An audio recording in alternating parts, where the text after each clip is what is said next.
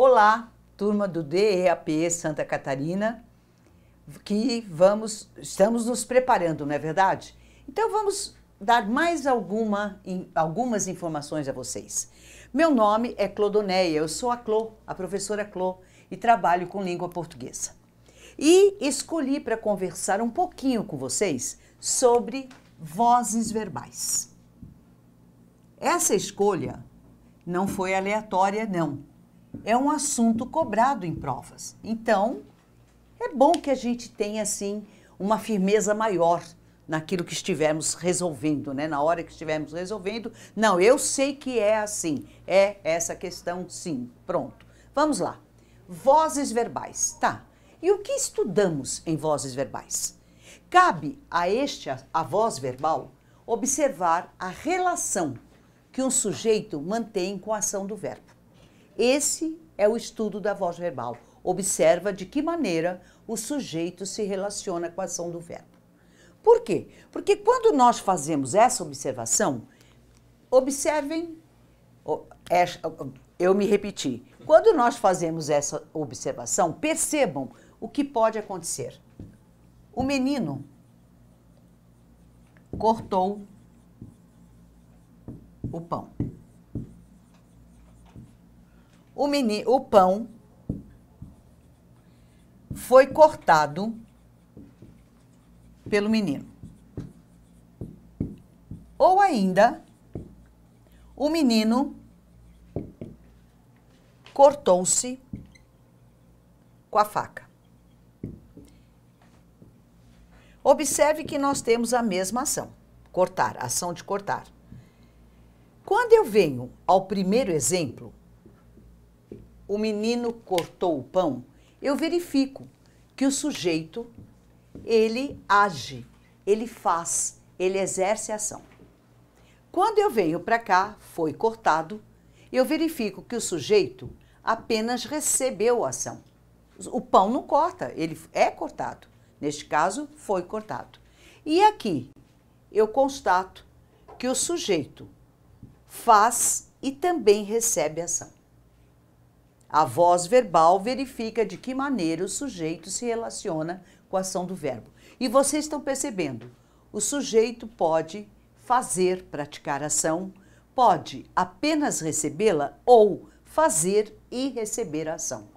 Quando o sujeito faz, participa, exerce a ação, dizemos ser uma voz ativa. Se o sujeito apenas recebe a ação, dizemos ser uma voz passiva.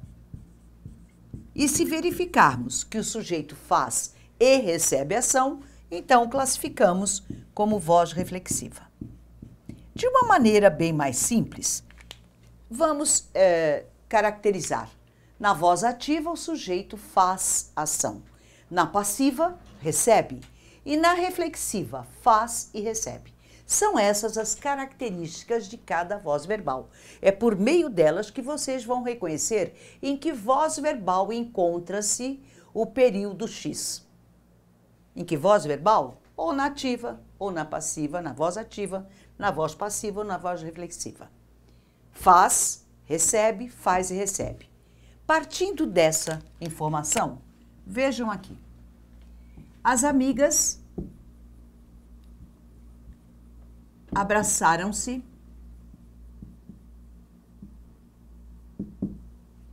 saudosas.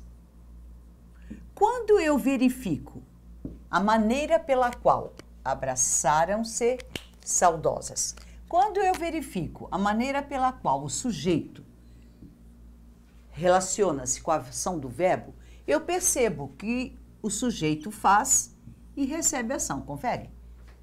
Elas abraçaram e foram abraçadas. Se o sujeito faz e recebe, então eu vou dizer voz reflexiva. Perfeito também.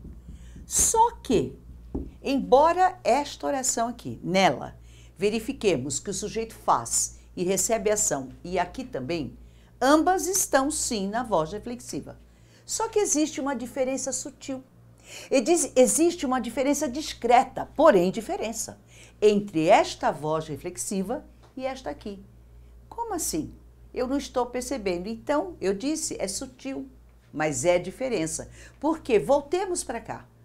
Nesta oração, nós verificamos que o sujeito faz e recebe a própria ação que fez. Eu me cortei, eu cortei a mim mesma. O rapaz olhou-se no espelho, ele olhou para ele mesmo. Nesta voz reflexiva, o sujeito faz e recebe a própria ação que fez. Aqui, o sujeito faz e recebe uma ação igual à que fez, porém não a ação que fez. Porque na hora em que as duas amigas se abraçaram, cada uma deu um abraço e cada uma recebeu um abraço. Só que o abraço que esta amiga deu, quem recebeu foi esta aqui. O abraço dado por esta, quem recebeu foi aqui. Quando nós verificarmos isto, o sujeito faz e recebe uma ação igual à que fez, porém não recebe a ação que fez, nós temos que ir um pouquinho além e dizer, é uma voz reflexiva recíproca.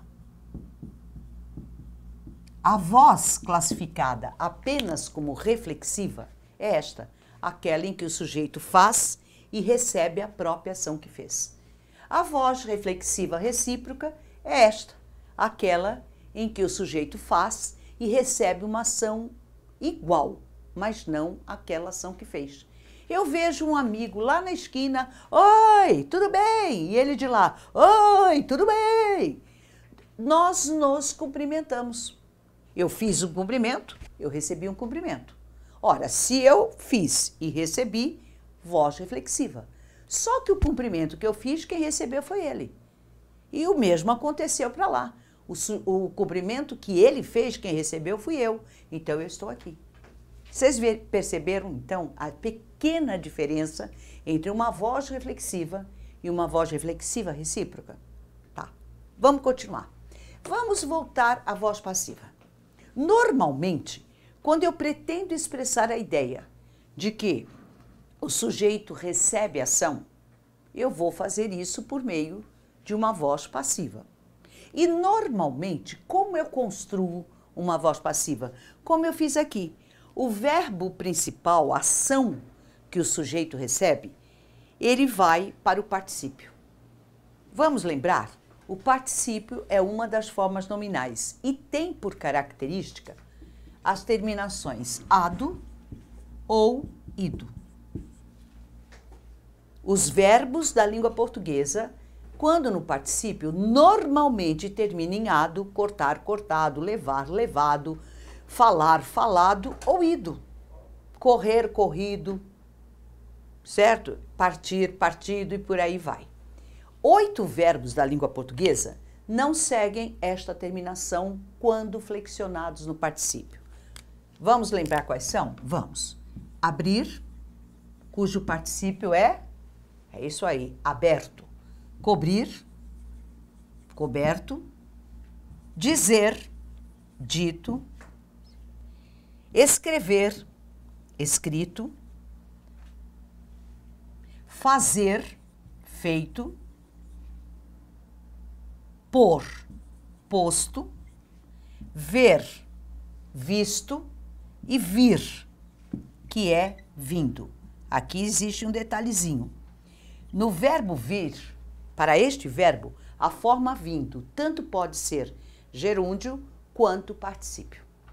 Tudo bem? Ora, quando eu preciso construir uma voz passiva, normalmente eu faço como eu havia construído. O verbo principal vai para o particípio e eu recorro ao verbo ser como verbo auxiliar. O pão foi cortado, o pão seria cortado, talvez o pão seja cortado. Quando ele for cortado, normalmente construímos a voz passiva dessa forma. Verbo principal no particípio e o verbo ser usado como verbo auxiliar. Por que ele é chamado de verbo auxiliar? Porque o verbo principal, no caso cortado, vai para o particípio e não muda. Vocês perceberam nos exemplos que eu dei? Ele foi cortado, será cortado, talvez seja cortado. O que eu flexiono para informar pessoa, tempo e modo é o outro verbo, no caso o verbo ser. Foi, será, talvez seja, quando for. Por isso, verbo auxiliar. Verbo principal é ação informada, ação de cortar. Verbo auxiliar, vem para indicar pessoa, tempo e modo. Normalmente, eu vou até colocar de novo. O pão foi cortado pelo menino. O pão foi cortado pelo menino. Normalmente, eu construo uma voz passiva desta maneira. O verbo principal no particípio e o verbo ser como verbo auxiliar. Tudo bem? Agora, saibam, lembrem que existe sim a possibilidade de construirmos a voz passiva usando apenas o verbo principal, que no caso é cortar. Vejam que esta construção, cortou-se o pão, é o mesmo que eu dizer o pão foi cortado. Tanto aqui quanto aqui, eu estou informando a passividade do sujeito. Eu estou construindo vozes passivas. Ocorre que a voz passiva que eu construo, como esta aqui, com o verbo principal no particípio e o verbo ser como auxiliar, fica visivelmente maior. Ao olhar eu percebo, esta construção é maior que essa. Eu tenho mais palavras aqui do que aqui. Concordam? Voz passiva, voz passiva. Mas sempre que nós tivermos duas formas para representar qualquer que seja a situação, sempre que existirem duas formas de eu indicar algo, a forma maior é considerada uma forma analítica. Por esse motivo, esta é a conhecida voz passiva analítica. E sempre que eu tiver duas maneiras para representar o que quer que seja, a forma menor será considerada como forma sintética. Esta é, portanto, a voz passiva sintética. Agora, atenção, eu só serei capaz de construir uma voz passiva sintética se obrigatoriamente, necessariamente, estiver associar a palavra ser ao verbo.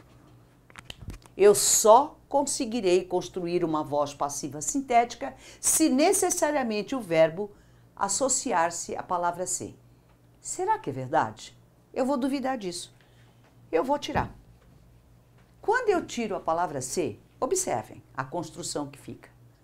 Vocês concordam que eu automaticamente caio na voz ativa? Cortou o pão. Ele, ela, cortou o pão. Então é verdade. A voz passiva sintética só será possível se obrigatoriamente eu associar a palavra ser à forma verbal. Não por acaso ela é chamada de pronome ou partícula apassivadora. Eu só serei capaz de construir a voz passiva sintética se obrigatoriamente associar o verbo ao pronome apassivador ser. Se eu associar o verbo à partícula apassivadora ser. Agora, detalhes. Para que a palavra ser, como aqui, una-se ao verbo, funcionando como pronome apassivador, construindo a voz passiva sintética, é preciso que o verbo, venham comigo, que o verbo a qual a palavra ser, o pronome apassivador, para que seja pronome apassivador, é preciso que o verbo ao qual a palavra se associe, ou seja transitivo direto, ou transitivo direto ou indireto. Voltando para cá, cortou o quê? O pão. Como o verbo é transitivo direto, eu sei que a palavra ser é pronome apassivador. Consequentemente, sei também que eu estou trabalhando com uma voz passiva sintética. Isso ficou claro? Espero que sim. Vamos lá. Agora vejam. Voltemos para esta voz passiva. O pão foi cortado pelo menino. Quando eu estou percebendo que o sujeito apenas recebeu ação. Voz passiva.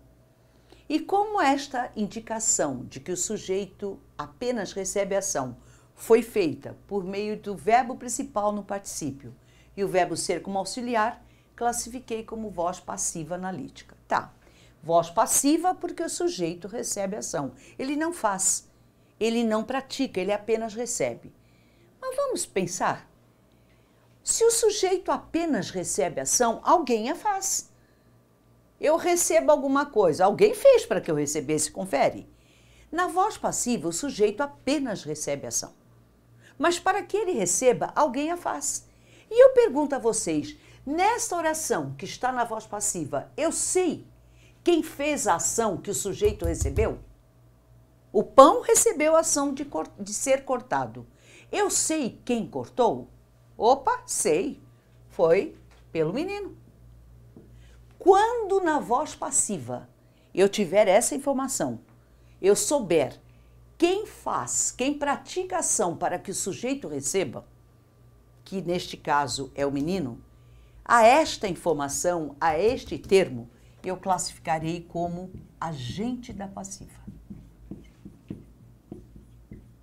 O agente da passiva é o termo que, quando aparece, informa quem pratica a ação para que o sujeito a receba. Nem sempre o agente da passiva aparece, hein? Percebam que é perfeitamente possível e correto eu colocar um ponto final e simplesmente informar: o pão foi cortado. Eu tenho voz passiva, mas não tenho nela o agente da passiva. O agente da passiva é o termo que, quando aparece, informa quem pratica a ação para que o sujeito a receba. E, normalmente, quando o agente da passiva aparece, é na forma analítica. Muito raramente, ele aparece na voz passiva sintética. É possível, mas não é tão frequente quanto aqui. O livro foi lido pelo aluno. O livro recebeu ação. Quem praticou? O aluno. Então, o aluno é o agente da passiva. Está ficando esclarecido? Estão vendo a luzinha no fim do túnel? Então, vamos continuar nossa viagem. Sabedores dessas informações, eu quero conversar com vocês um outro detalhe envolvendo vozes verbais. Quando eu confronto as vozes verbais, eu percebo que existe entre elas uma relação de função. Quando eu observo as vozes verbais, eu verifico isso. Eu percebo que existe uma inter-relação de funções. Veja o que eu quero dizer.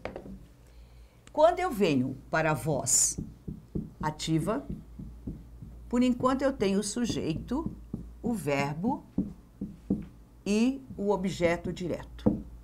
Eu venho para a voz passiva.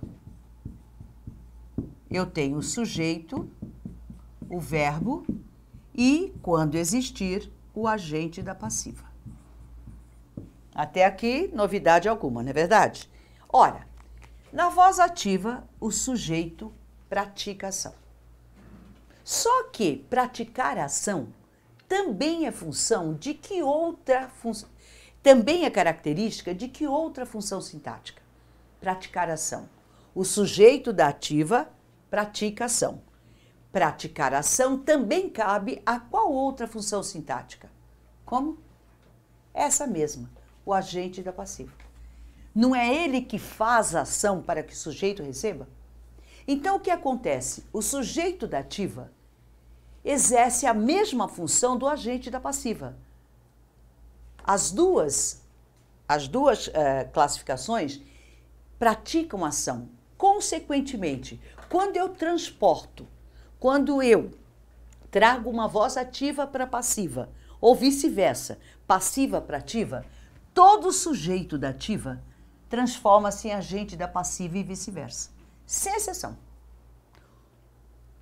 O pão foi cortado pelo menino. O menino cortou o pão.